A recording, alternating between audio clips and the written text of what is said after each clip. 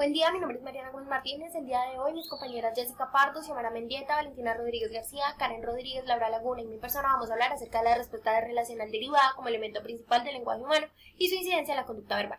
Desde el conductismo, el lenguaje humano es una conducta compleja debido a que hay declaraciones que pueden ser producidas sin haber sido reforzadas anteriormente en la historia de aprendizaje del individuo. Aunque esto se da de manera muy rara, se dice que el lenguaje humano se puede perfeccionar a través del condicionamiento operante y se presenta a través de estos tres pasos que voy a mostrar. Primero es la igualación a la muestra, que hace referencia a la simple presentación de un estímulo entrenado con otro.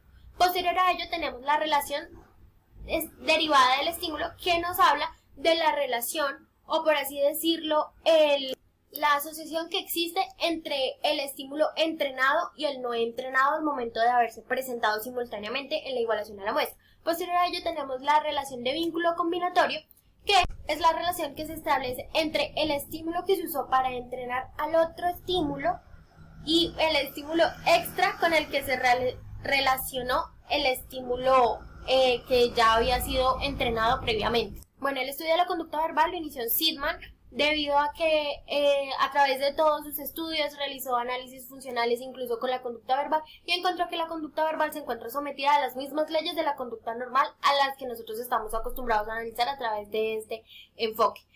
También se encontró que pues obviamente la conducta humana se encuentra circunscrita al lenguaje y el lenguaje es la que nos permite comportarnos como nos comportamos y analizar las cosas y percibir las cosas como las percibimos de la forma que la percibimos. Entrando en materia y con las recientes investigaciones, se dice que la conducta verbal se denomina como una conducta de derivación de estímulos o eventos en forma de particular con una función contextual dentro de una relación dinámica entre un objeto y una persona o entre dos personas.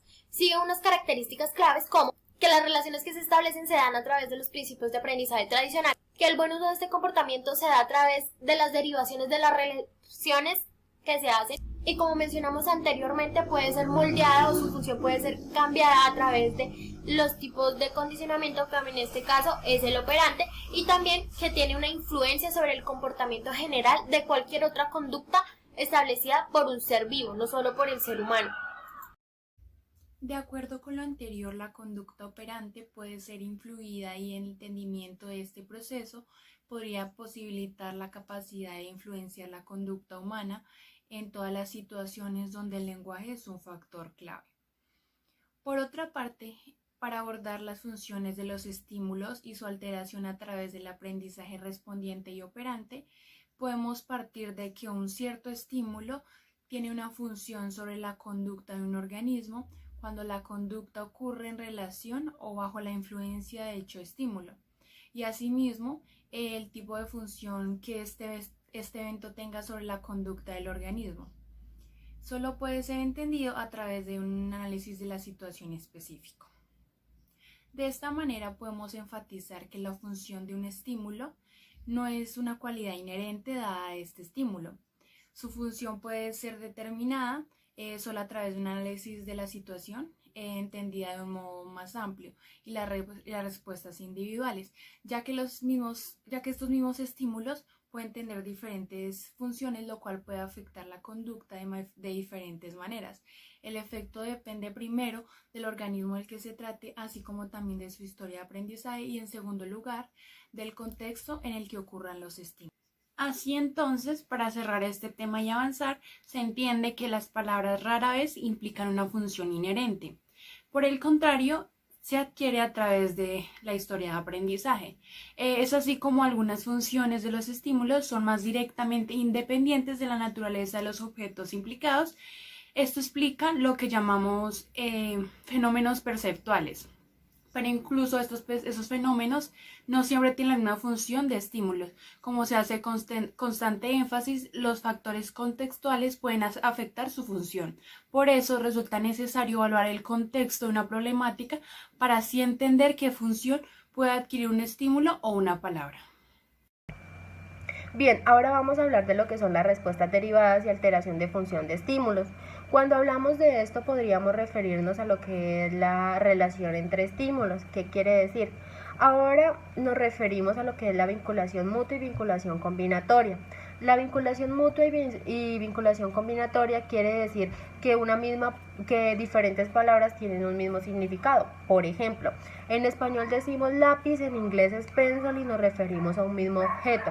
O por ejemplo, silla en español, chair en inglés, cadeira en portugués, pero nos referimos a un mismo objeto.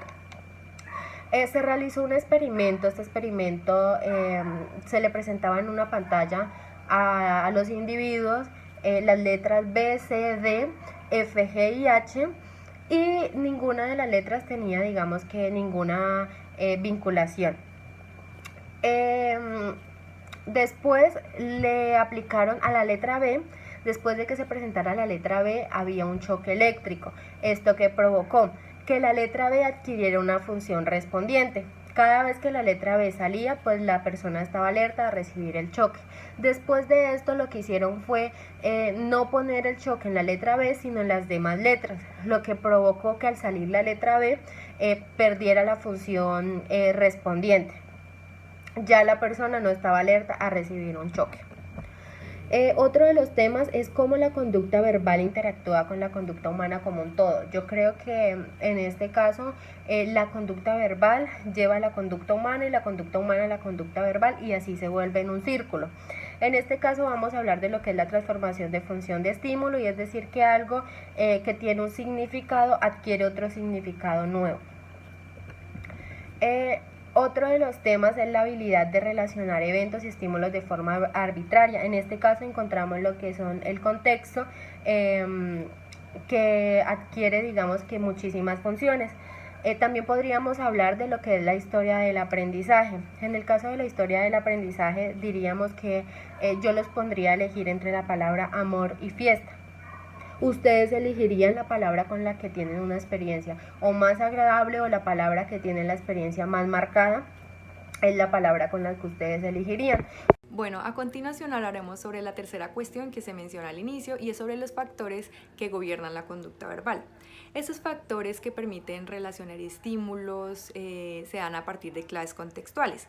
Cuando esas claves son independientes de los estímulos, o cuando cualquier cosa puede ser puesta en relación con otra dentro de un contexto social, se le conoce como relaciones arbitrarias.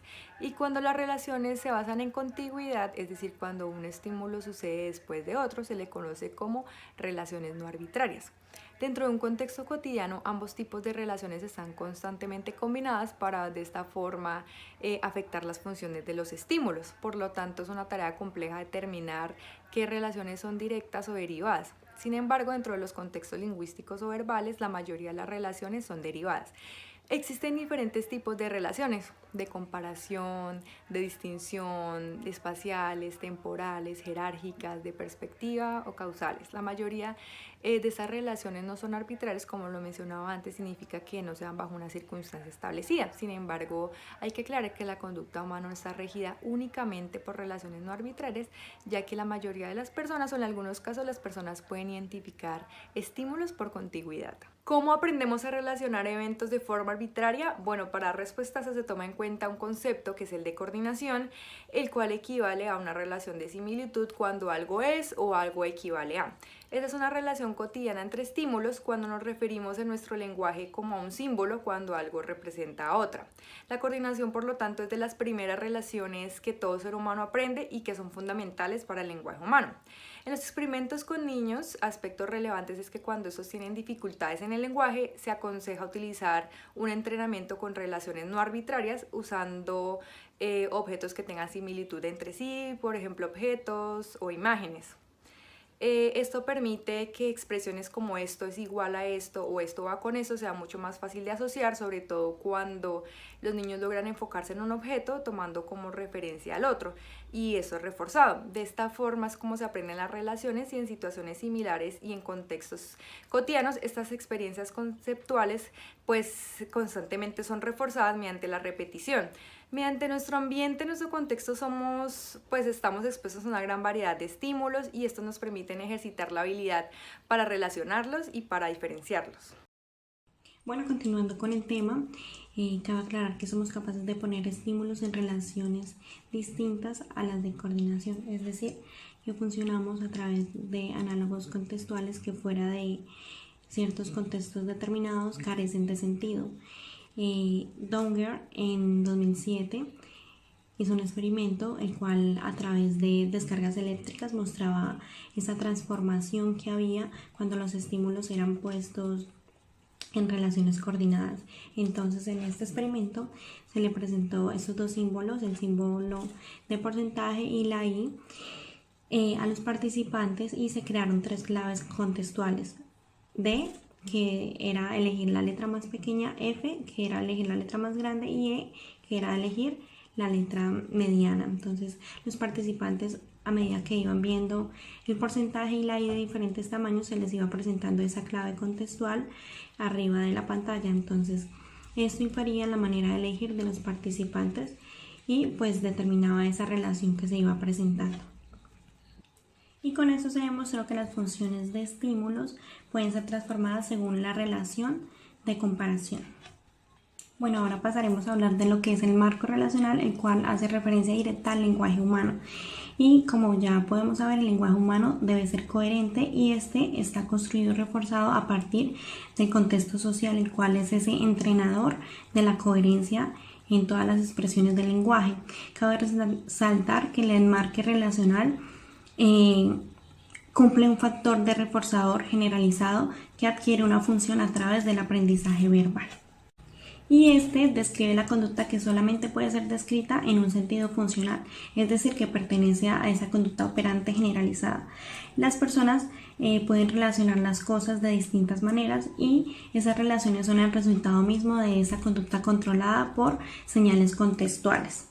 Y a través de esto existen 3 fenómenos principales del marco relacional, los cuales son el vínculo mutuo, que son relaciones más directas, pero esas relaciones no son totalmente idénticas. También está el vínculo combinatorio, que es la relación entre 3 o más estímulos y son menos específicas. Y por último está la transformación de funciones de estímulo acorde a la relación establecida. Ahora bien, para dar ya casi por finalizado con esta exposición, debemos de tener en cuenta 3 consideraciones frente a los estímulos, y es que en primer lugar un estímulo puede tener diferentes potencialidades de funciones basadas pues en las relaciones directas establecidas en la historia del individuo y en la historia del individuo a la temprana del marco relacional. De igual manera, como segundo, podemos encontrar que solo algunas funciones son establecidas en un contexto o un evento particular. De tantas o el abanico de funciones son establecidas algunas. Por tercer lugar, es que estas funciones pueden ser transformadas. Para entender un poco más de lo que estoy hablando, vamos a traer consigo el ejemplo que ponían en la lectura, y es que nos ponen a imaginar como una manzana.